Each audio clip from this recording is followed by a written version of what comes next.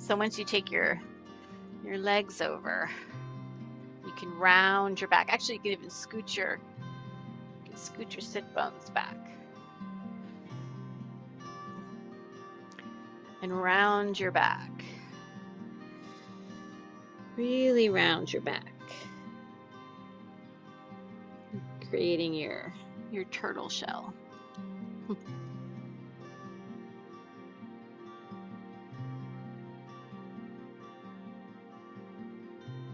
And so to perhaps deepen your experience in the turtle, you could focus your breath in the spine, but think of it as or in the back of the rib cage, allowing the breath to expand the back ribs as you inhale. I am this breath.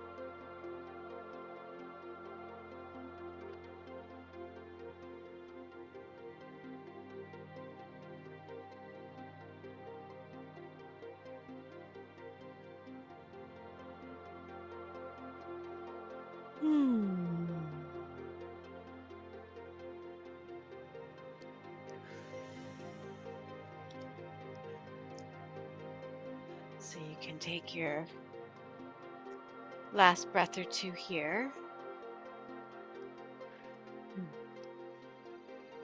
And roll back up the spine and come to an upright position. Hold on to the knees and lift up through the crown of the head, so sitting tall. You can stretch the chest out to the sides.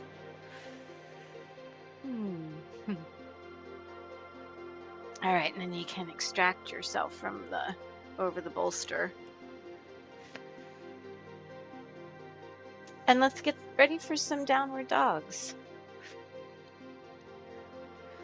So just keep your bolster close by so we can do some twisted child poses here in a minute. Coming to all fours.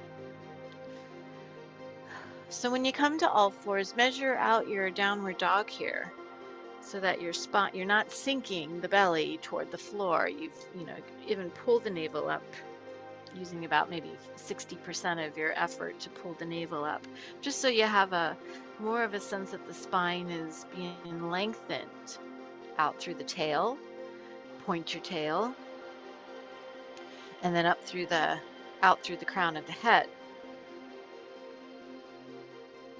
And then go ahead and curl your toes back and shift. Take your heels to the sit bones. Feed the sit bones into the heels. Get nice and long.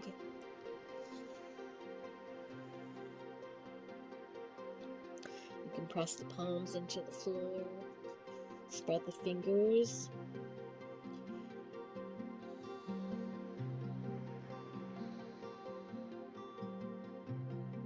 And then when you're ready, rising up.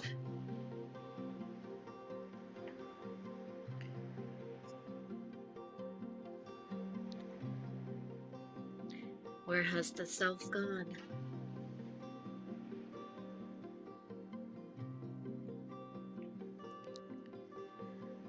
Or as the teachings say, where can the self go when it is everything?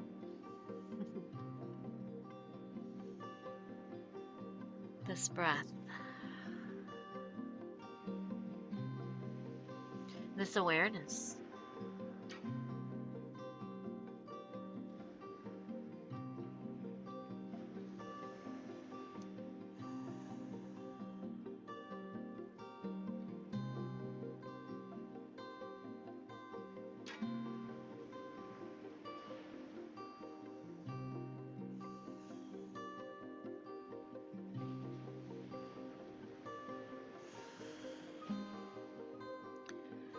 So then when you're ready, bringing yourself back down to your hands and knees. And let's prepare for Twisted Child. You can take your bolster. Oh,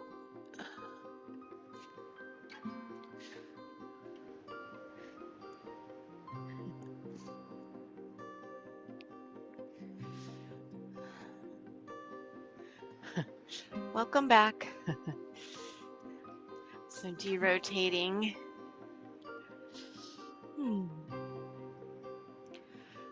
And trying to maintain the lift up through your spine as you're corkscrewing yourself around, spiraling to now turn your belly toward the bolster. And you can even put your hands on top of the bolster and apply some pressure, like leverage, to encourage a little bit more twisting action, a little bit more wringing out action, gentle wringing. I even like to take a few breaths in this wringing moment, squeezing more, the lower belly in, releasing it out. You can even squeeze the pelvic floor up as you're inhaling the breath. Inhale, pull the pelvic floor up, and then eventually surrendering as you lie over the top of the bolster.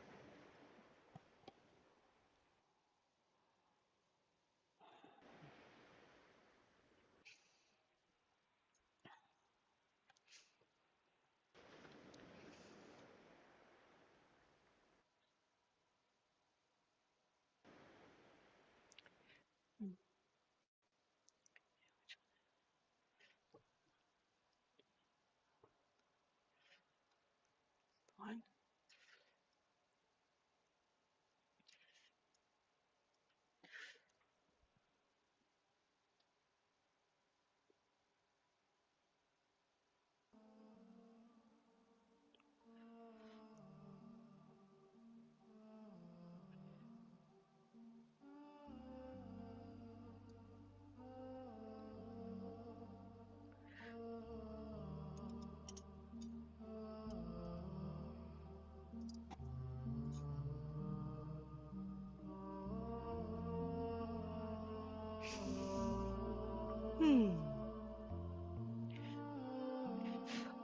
So again, connecting with the sense of the heart center.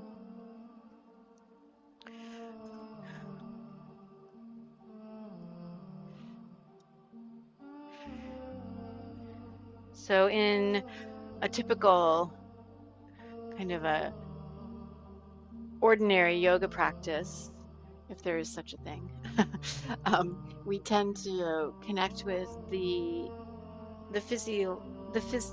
physical aspect of your practice. And when you're looking at what is it that you've brought with you to the mat, we tend to focus on how the muscles feel, what our energy level is, what is the breath doing, which are good things to focus on initially. But then also see if that what you've brought with you to the mat, to this practice, is a deeper sense of yourself, a sense of yourself that is unchangeable and also extraordinary. Remembering to connect with that deep sense, the part of you that is unchanged by the external.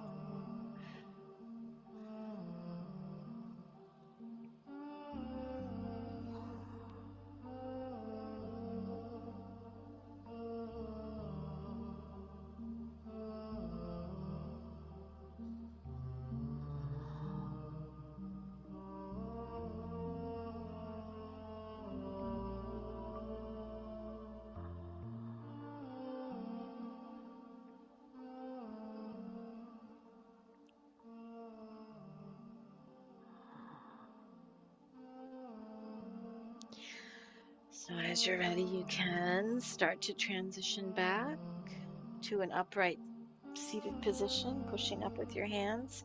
And let's practice another downward dog. Our focus today, my intention is to lengthen the spine. So coming into all fours. If you wish, you could do some mini cat-cows. Sometimes it's nice too to do a cow, you know, the spinal wave where you're letting your belly kind of drop toward the floor, and see if you can stretch out those lower abdominal muscles that tend to be very rigid.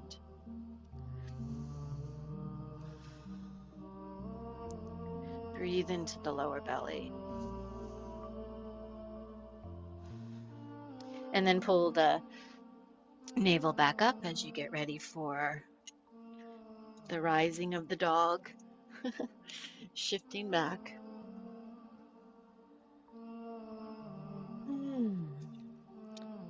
Pressing up.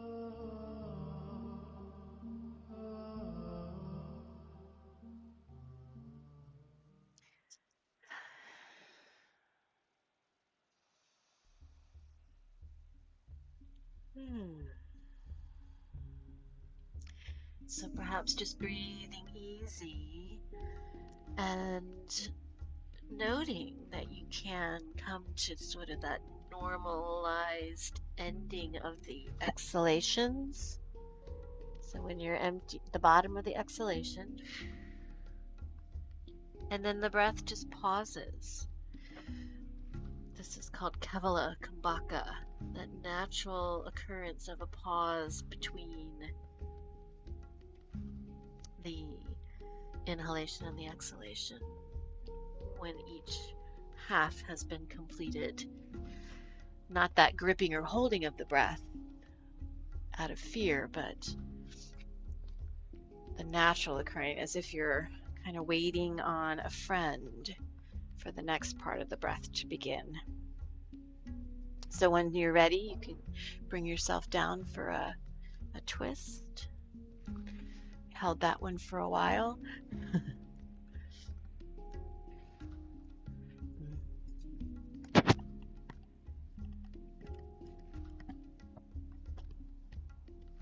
De-rotating.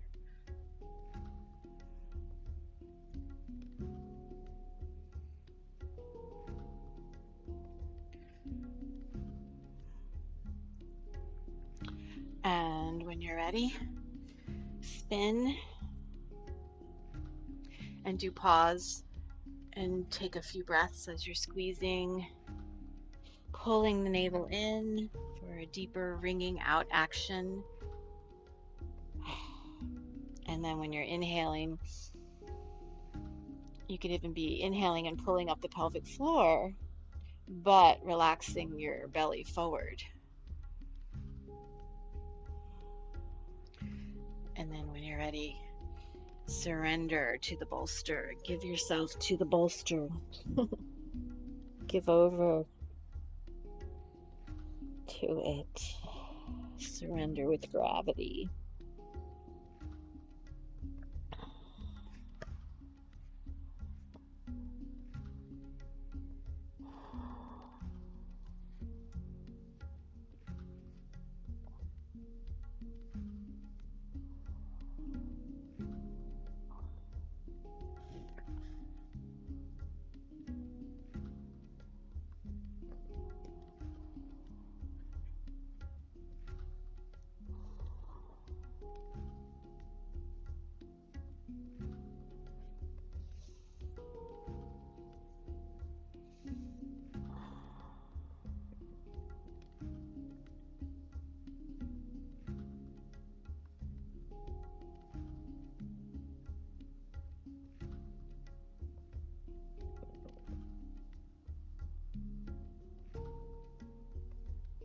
Hmm.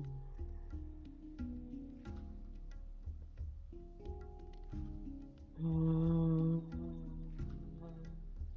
You can apply some humming exhalations here if you like. Hmm.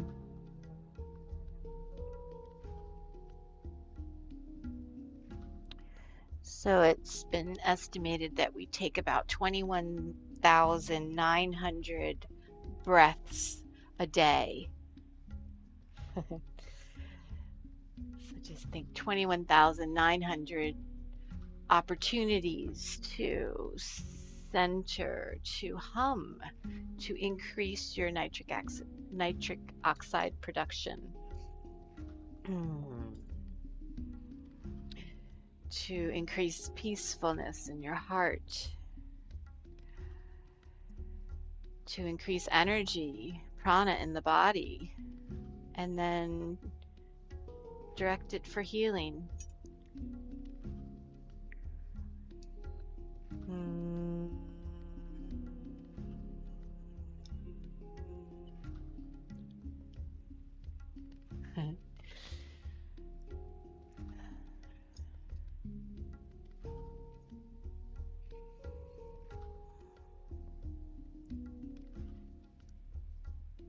Then go ahead and push yourself on up.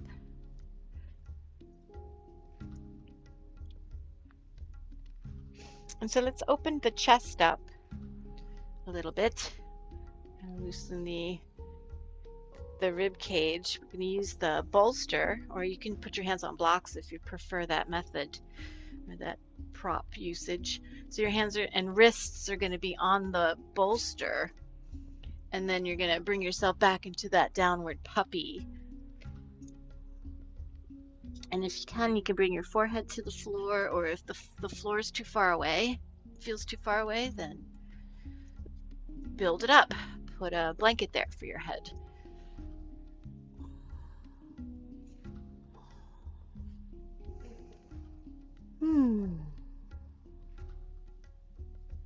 So you're not sitting on your heels. Your tail and your sit bones are up in the air. So it might feel a little awkward. So you have to kind of play with this and go slow with this so you can find the right distance between, where your knees should be and your hips and your hands and your head, all of it. But you want to trying to get the rib cage, front ribs to expand, maybe dive the front ribs down toward the floor a little bit.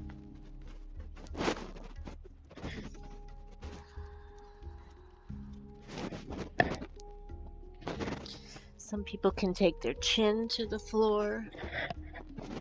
Not everyone can do that.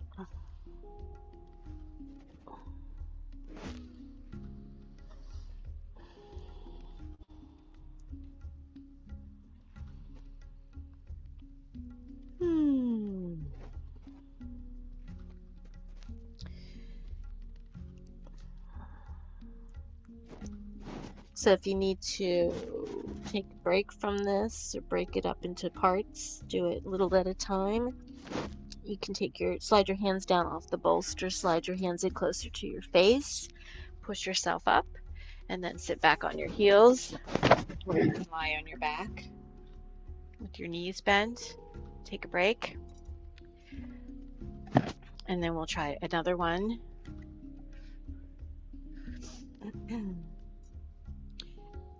As you sit, you can close your eyes. Just take a moment.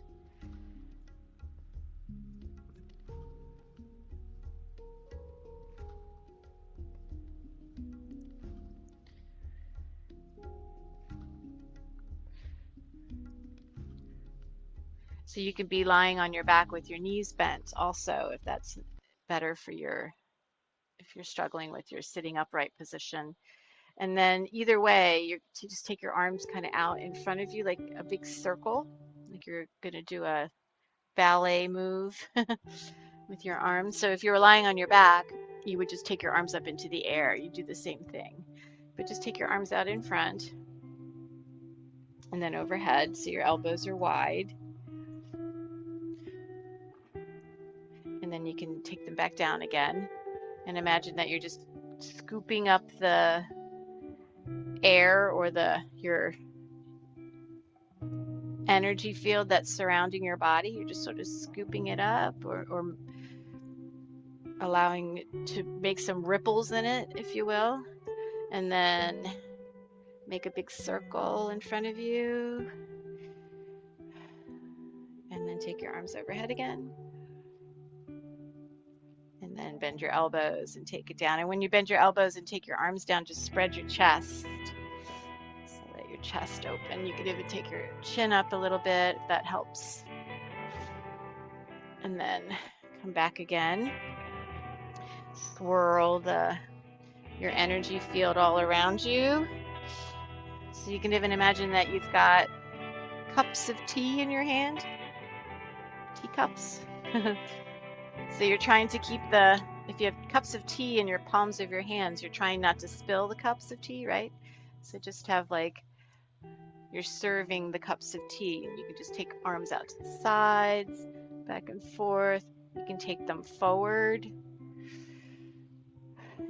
kind of isolating your shoulder blades here, and then you can take them back.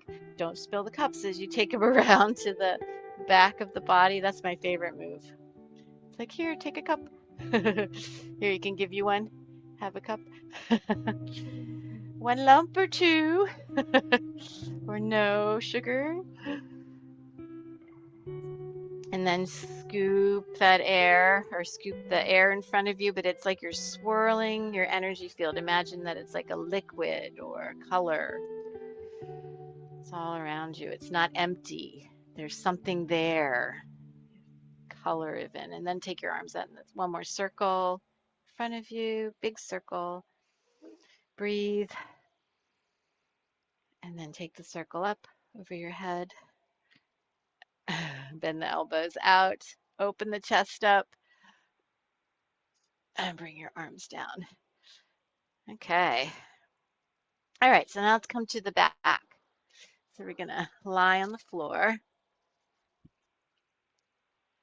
Everybody's favorite posture. So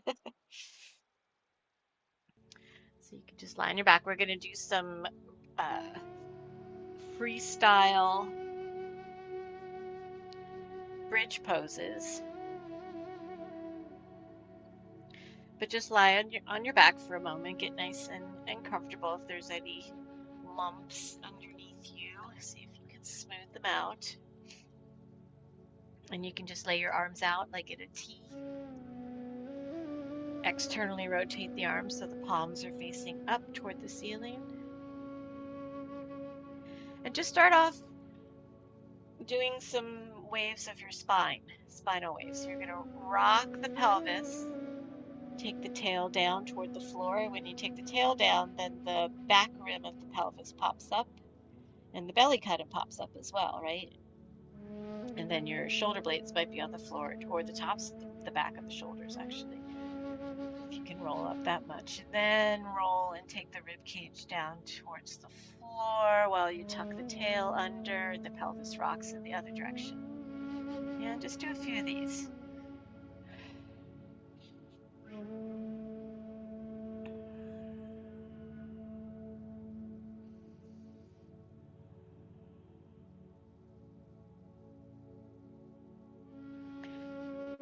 And then you can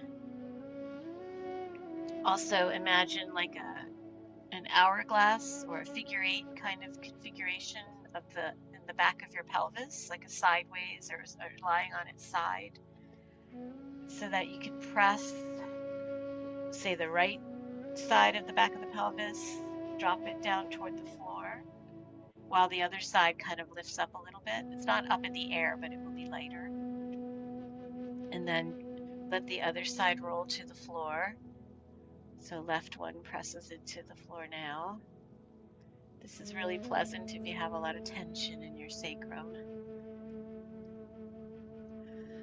So it's just a gentle pressing of one side of the pelvis, back of the pelvis, onto the mat, while the other side is relieved of any pressure. And then kind of rock to the other side or roll from one side to the other. And when you roll to the opposite side, just take some extra effort to really try to get the whole side of the back of that side of the pelvis to meet the floor, like you're trying to make a cookie cutter cut out of the pelvis, that side of the pelvis, and then roll to the other side.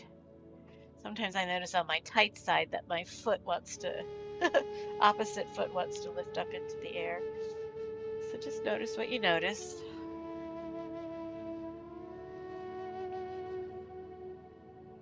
Recognize what's happening in your body. And remember that when you recognize what's happening,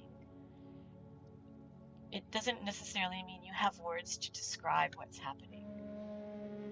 You know, recognition happens on so many other levels that don't necessarily connect to words.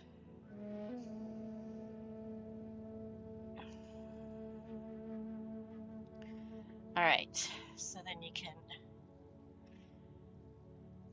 come to a more neutral ground for the pelvis and the back. Walk your feet in, and just so that the feet are under the knees, and we're going to start to lift the hips up. Lift your hips up, the feet are under the knees, so you're just on an incline. If you like, you can kind of tuck your shoulders under if that helps you to feel more stable, but you might not be able to do that. That's okay. So you just lifted the hips up, trying to avoid the classic squeeze your glutes instruction, just because we're trying to let the hips be loose. You can even kind of shimmy them from side to side a little bit, and so you just sort of, your legs are what's holding you up here as you kind of shake your booty.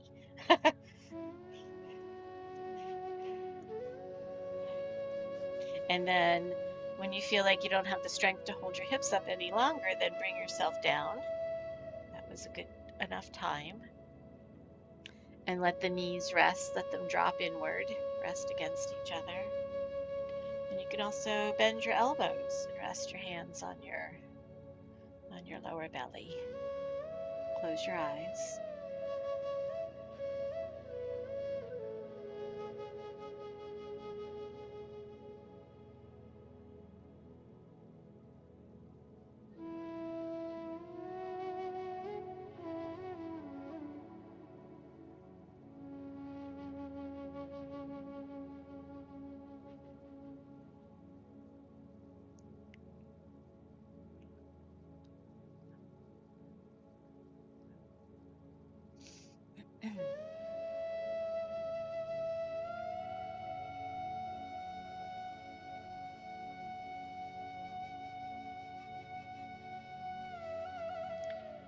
So let's practice another.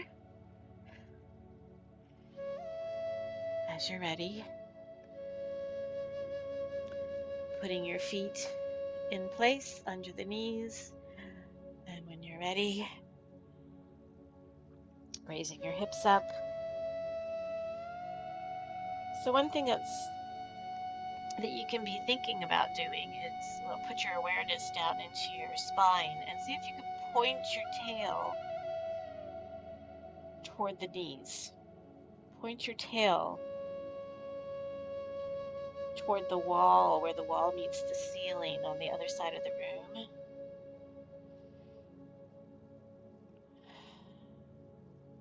And again, just sort of shimmying your hips, your pelvis, side to side a little.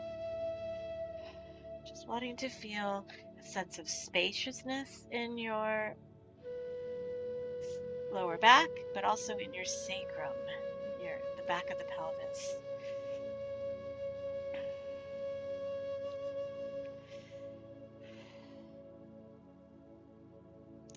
All right, when you can shimmy no more, bring your bring your hips down.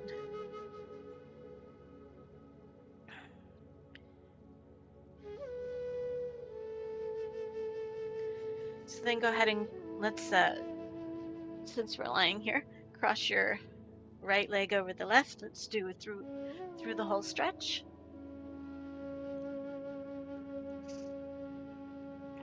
Reaching through, if the right leg is over the left, reaching through the opening with your right hand, and then clasping your hands around your left shin bone, or you can interlace your hands, fingers behind the knee. So I've been actually using this one lately. And then gently bending your elbows, taking your elbows out to the sides so that you're drawing your legs in gently.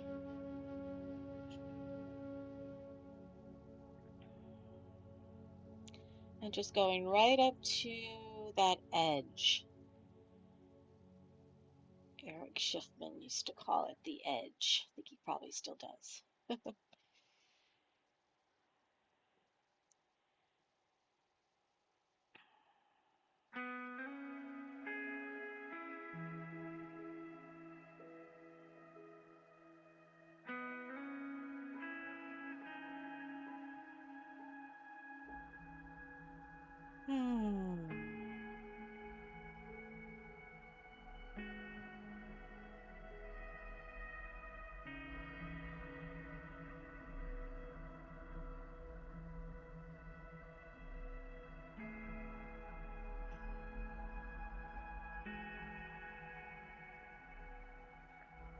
One last breath on this side, and then we'll switch.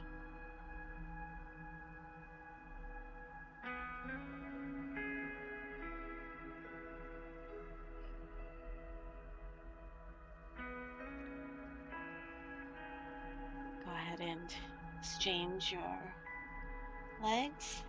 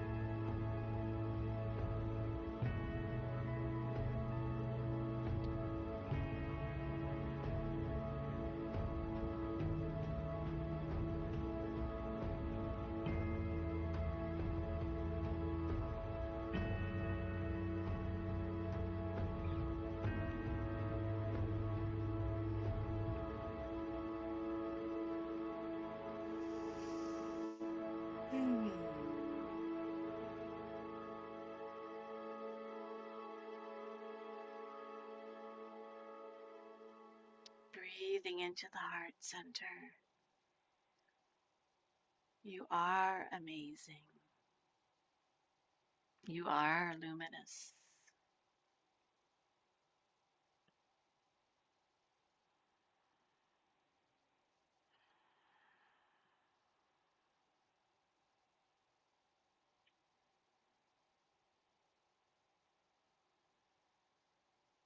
One more breath here, and then you can release your legs, feet to the floor, rolling to your side, pushing yourself up. So let's set up now for a supported Setu Bandha. So we're going to do a more restorative Setu Bandha with the bolster. If you like, you could also be belting your legs. So this is a way to kind of keep the nice looseness that we just encouraged in the pelvis to keep it there. So sitting on the end of your bolster, first slip your strap on, right? And then make the strap be narrow it so that your legs are hip width apart. So there's going to be some space between your legs. You don't want your knees to be touching. And then just make sure it's above your knees. And then you can do the rest of the posture. Get yourself in place. think I'm gonna run out of space. I'm gonna slide this way. Draping over the bolster. Take your arms over first, and then walk with your feet. Scoot yourself back. Scoot yourself off the bolster so the shoulders just touch down onto the floor. Arms out to your sides. Slide your heels away. And then you can kind of let your legs, um, apply, like press them outward into the inside of the strap. And this will keep once you get your toes pointing up toward the ceiling, with this outward pressure on the strap, it'll keep your legs in place so your feet won't flop out to the sides, yet you can still relax. So you can adjust your head if you like. Take your hands to the back of your head and let the head tilt a little bit. So this is going to let you bring the chin down.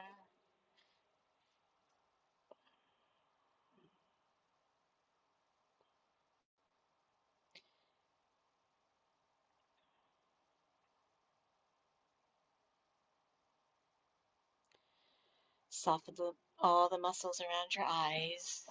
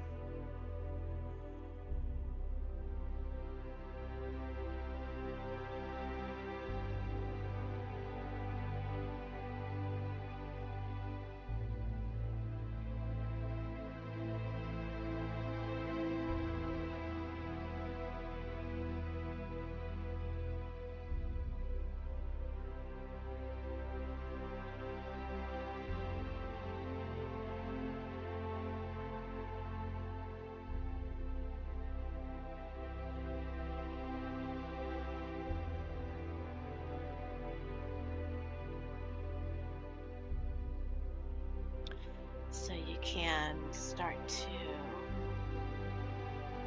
gently slide your feet in. We're just going to transition to our final restorative posture. You can, as you walk your feet in, go ahead and squeeze your glutes now so that you are engaging the muscles of your butt, and that when you raise your hips up, your lower back won't spasm. And then keep squeezing your glutes as you push the bolster out. You should take your strap off too if you're slip that off first.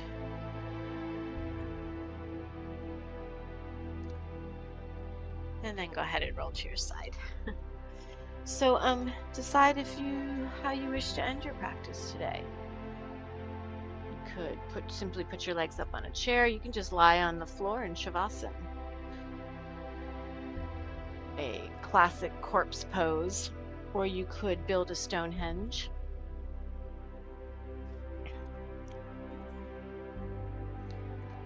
Or you can go to the wall, put your legs up the wall for Viparita Karani in the inverted manner.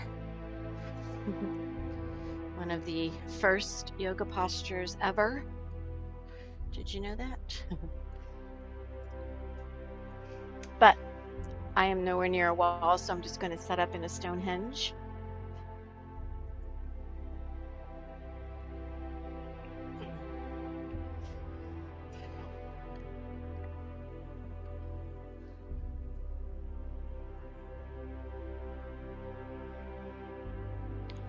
So once you're lying down,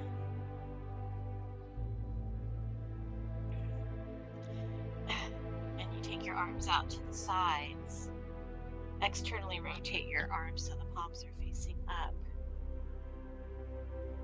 And then take your arms up like we did earlier in like a circle above you.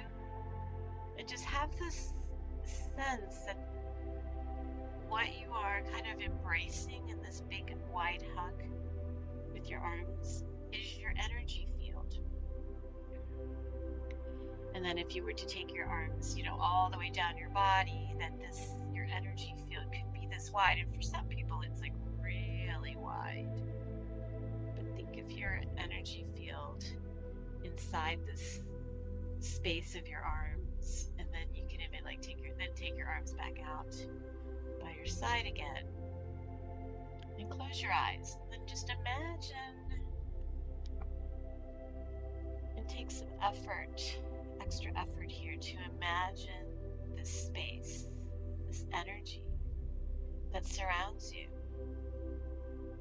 Sometimes it's described as like a golden egg shape.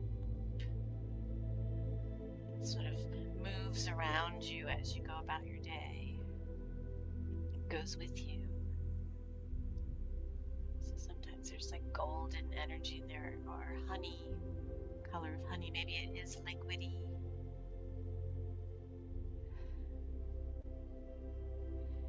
And maybe you can gently, slowly just move your fingertips a little bit and get a sense of touching it.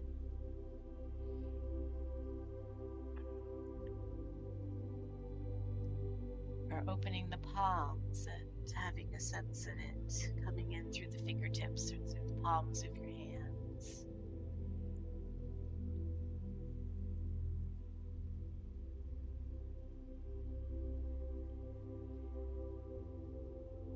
And then bring yourself to the heart,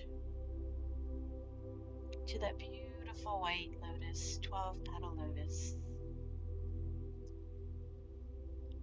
in the middle of your chest.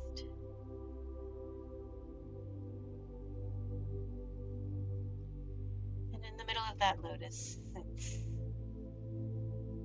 a little golden you.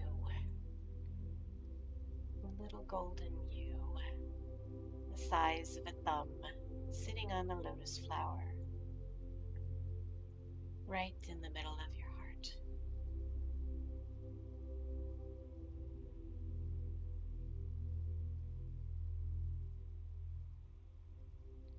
you can get a sense of you sitting, being, looking out through the eyes of this little you. And maybe it expands. This little you, breathe into it so that it, golden you, little you, expands and vibrates, fills out your body.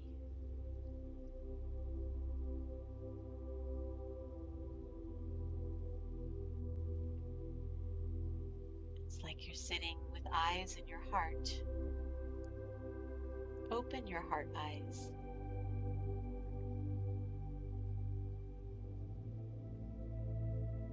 and look outward to the energy field, golden energy, as if you're gazing out across a golden lake. You're sitting in the middle of a golden lake, looking out. Golden sky.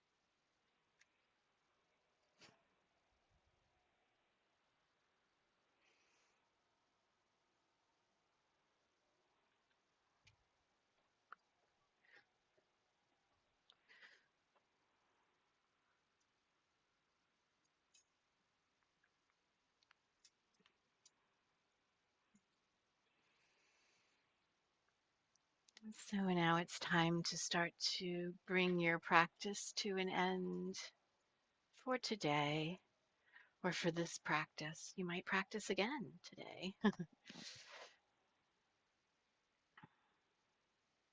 So you can bend your knees and start to push yourself up, coming into a seated position, upright.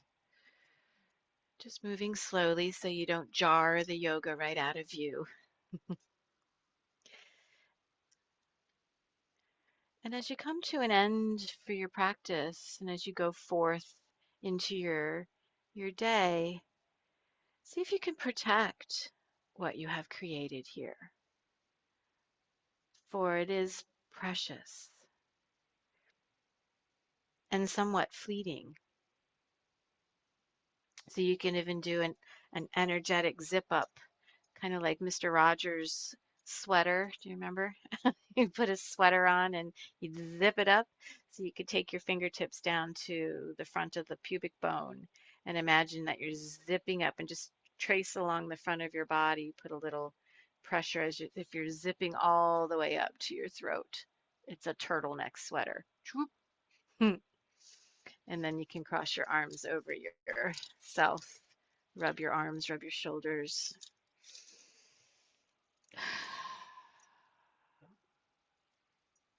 And then you can take your hands to your heart, bow your head, and remember you already have everything that you need. inside.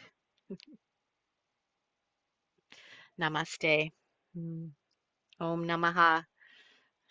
No me, just us. Om Namaha. Om Namaha. Om Namaha. Hmm. All right. So now that you practiced, connected to this body, this heart, this mind, this energy, you can take this new energy creation, creative energy, and take it out into apply it to what you need to do today to get things done, or maybe changes you need to make. Hmm. All right. Well, be well.